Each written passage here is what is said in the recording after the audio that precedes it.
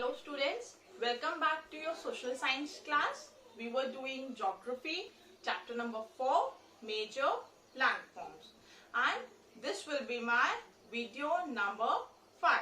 Okay, so till now we have understood different agents of erosion, where we started with work of a river, then we moved to work of sea wave, then we did work of glaciers, and today we will be doing work of wind. Now this wind, it acts as one of the most effective agent of erosion, especially in deserts. Now why? Why do you think it is one of the agent of erosion in deserts? What is that thing in desert which makes this wind the agent of erosion? Any idea? Because when we think of this line, most effective agent of erosion in desert, these all questions pop up in our mind. See, the reason behind this, in deserts, we all know there is an absence of moisture, right? You all know that. Now, because of that absence of moisture, these rock fragments, fragment mean those small particles, they lie loose on the surface, right? Moreover, we all know there is no vegetation in the desert. So the absence of vegetation, it also makes the wind move more freely, right? So these are the 2 points by which the flow of wind is so much in deserts. Now, you do think alone this wind can act as an agent of erosion?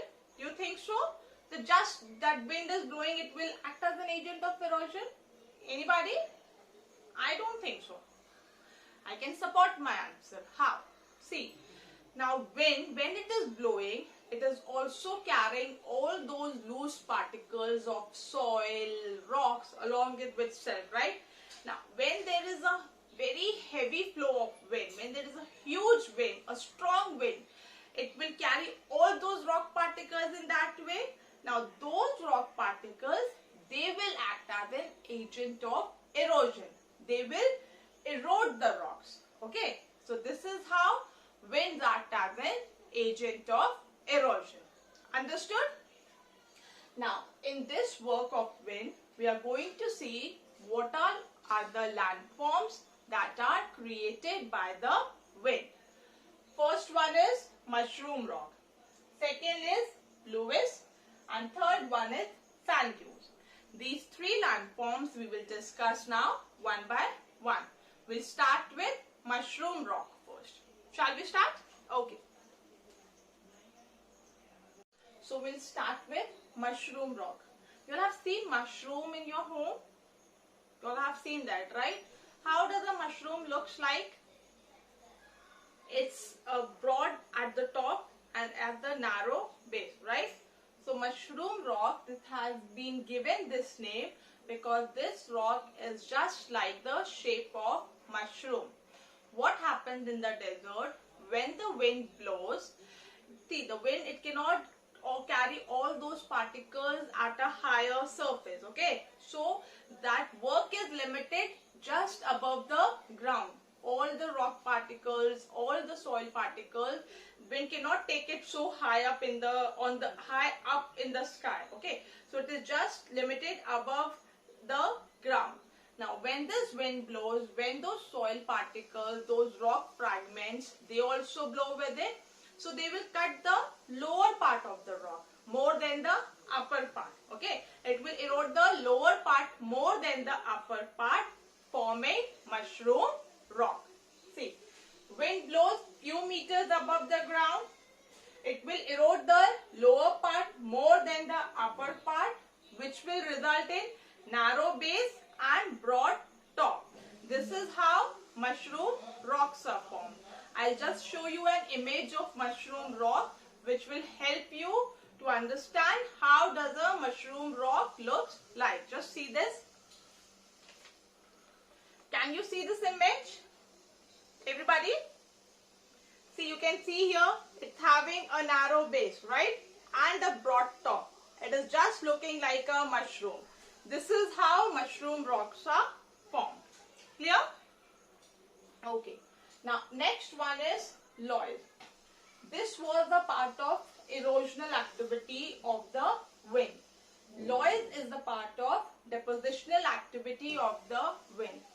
When due to any of the factor like the speed of the wind declines, for example, there are some obstacles in between, there are some huge trees, or wind cannot carry all those particles along with itself to more forward. Okay, so what it will do, it will throw all the particles where its speed will decline, all the particles, all the rock particles will be thrown on that surface. There it will form the loess. When the depositional work starts, the speed of the wind declines, and when it declines, it cannot carry the dust particles forward. So the place where all those dust particles falls down and get deposited, it forms a loess.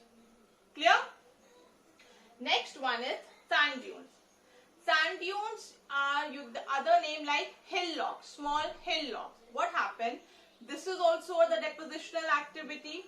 This is somewhere little bit similar to loess only. Okay.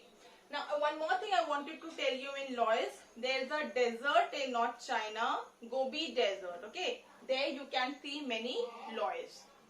Now sand dunes. Now when the wind blows, it will carry the soil from here, it will throw it here. It will carry the soil from here, it will throw it there. This lift and throw activity is also going on along with the blowing of wind. After that, when due to any reason the wind blowing stops, okay, now the wind is not blowing anymore. So the place where it stops, all the hill, all the sand particles, all the rock particles, they will get deposited in the form of low hill. Okay, it will get deposited in the form of hillocks, which will form sand dunes. I'll show you the image of sand dunes. See, can you see this? When the wind was blowing, it was carrying some soil particles from here, it was throwing it here. It was carrying something from here, it will be throwing it here. So this way, all the things are being deposited here this way. And see how these small hillocks are being formed. This is what sand dunes are. Clear? So we have understood work of wind. We have understood what is mushroom rock. We have done loess. We have done sand dunes. This was all about the chapter. Chapter number 4 is over now. I will be giving you a short assignment that you will be writing it in your copy. Hope you all have understood work of wind. Okay, it was very simple. There are only 3 landforms which are created with the blowing of wind. Mushroom rock, it gets similar. You get its name from the shape of mushroom only. So I'm sure you will never forget what are mushroom rocks. Loess and sand dunes, both are the part of depositional activities of the wind. You only have to remember when the speed declines and the wind gets the soil, the dust particles, the stone fragments, when all these things gets deposited, it results in the formation of loess and sand dunes. Okay, I hope you will never forget this. Now, write down the assignment number 5 based on today's video. Write down question number 1. How are mushroom rocks formed? Okay. Question number 2, you need to define loess. What is loess? Question number 3, name the landform formed by the work of wind. Okay, you only have to name those 3 landforms. I hope you have understood this question. With this, our chapter is over. We'll be meeting again with the next chapter. Please go through the video once again, and all of you take care. Bye.